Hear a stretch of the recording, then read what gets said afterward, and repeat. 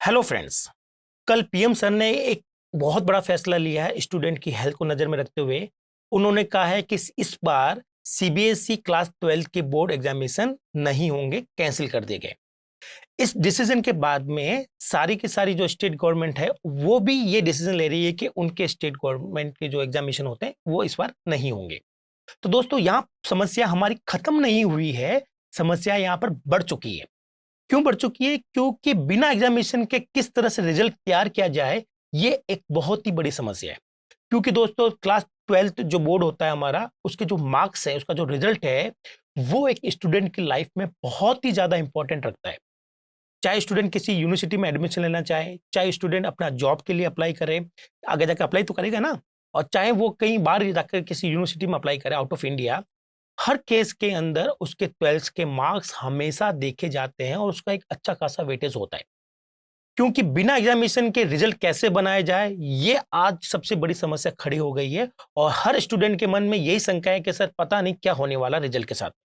तो यहाँ पर कुछ एक्सपर्ट ने कुछ मेथड दिए हैं, उसी का हम लोग यहाँ पर जिक्र कर रहे हैं कि वो किस तरह से कैलकुलेट करने वाले हैं आपका रिजल्ट।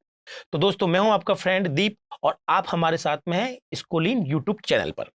तो दोस्तों, हम लोग बात कर रहे हैं कि भाई जो एक्सपर्ट ने कहा है, तो कुछ एक्सपर्ट ये भी कह रहे हैं कि 12th के जो रिजल्ट है वो आपके 12th के जो इंटरनल असेसमेंट हुए उसकी बेसिस पे कैलकुलेट किए जाए।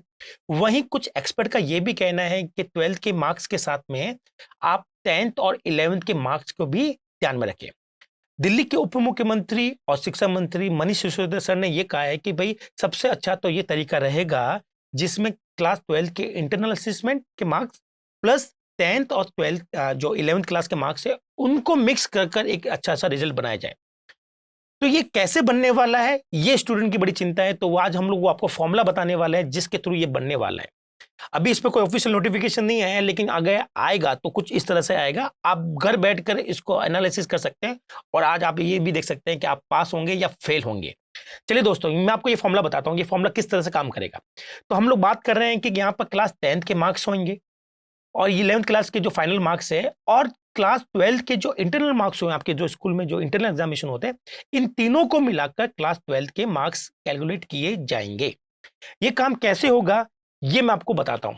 यहां पर ये होगा दोस्तों कि भाई 10th और 11th के जो मार्क्स है उनका वेटेज रखा जाएगा 50% और वहीं क्लास 12th के जो इंटरनल मार्क्स आपके आए हैं उसका वेटेज रखा जाएगा 50%। तो अब ये कैलकुलेट कैसे करेंगे, इसका आइडिया स्टूडेंट को मैं बताना चाहूंगा एक एग्जाम्पल के थ्रू। तो दोस्तों, मान लीजिए कि किसी स्टूडेंट के मार्क्स हमारे पास में क्लास 10th में थे 70% और उसी स्टूडेंट के जो क्लास 11th में जो मार्क्स आए थे वो थे 80%। तो यहाँ पर कैसी कैलकुलेशन होगी, और हम लोग मान के चलते हैं वो उसी स्टूडेंट के जो है उसके मार्क्स आए 80%। तो ये हम लोग एक आइडियल एक मार्क्स लेकर चल रहे हैं, उसके थ्रू हम लोग कैलकुलेट करेंगे। आप अपने मार्क्स को लेकर कैलकुलेट जरूर कीजिएगा दोस्तों। तो यहाँ बात हो रही है कि हम लोग दोनों का पहले एवरेज निकालेंगे, तो 70 प्लस 80 डिवाइड बाई 2 करेंगे तो हमें 70% मार्क्स मिलेंगे, जो कि 10th और 11th के कंबाइंड मार्क्स होंगे। लेकिन दोस्तों, ये जो मार्क्स है ये आउट ऑफ 100% है, हमें यहाँ पर इसका 50% वेटेज लेना है। तो हम लोग क्या करेंगे, उसको डिवाइड बाई 2 करेंगे तो आपको यहाँ से मिलेगा 37.5% आउट ऑफ 50%, है ना भाई। तो हमने 50 में से तो ये हमें मिल गया। अब बाकी के जो 50% है वो हमें क्लास 12th से लेने पड़ेंगे। कैसे लेंगे? मान लीजिए स्टूडेंट के अगर 80% आते हैं इंटरनल असेसमेंट में मार्क्स, तो उसको भी हमें हाफ करना पड़ेगा, क्योंकि ये जो 80% है वो आउट ऑफ 100 आए, तो उसका वेटेज भी हमें 50% करना पड़ेगा। तो उसको हम लोग हाफ कर देंगे 80 को, हमें यहाँ से मिलेगा 40। तो ये भी कहाँ है, आउट ऑफ 50। तो आउट ऑफ 50 यहाँ पर 37.5 मिला और यहाँ पर हमें क्या मिला है, 40%। अब इन दोनों को कंबाइन किया जाएगा ताकि एक 100% मार्क्स बनाए जा सके। तो यहाँ पर हमने देखा कि 37.5 प्लस 40 अगर हम लोग करते हैं तो 77.5, तो हमारे इस स्टूडेंट को मिल रहे हैं 77.5। इस तरह से दोस्तों आप अपने मार्क्स भी कैलकुलेट कर सकते हैं। मान लीजिए गवर्नमेंट ने ये भी सजेशन दिया है, कुछ एक्सपर्ट ने ये भी सजेशन दिया है, अगर स्टूडेंट सेटिस्फाइड नहीं है उनके लिए एक ऑप्शनल एग्जामिनेशन रखा जाएगा।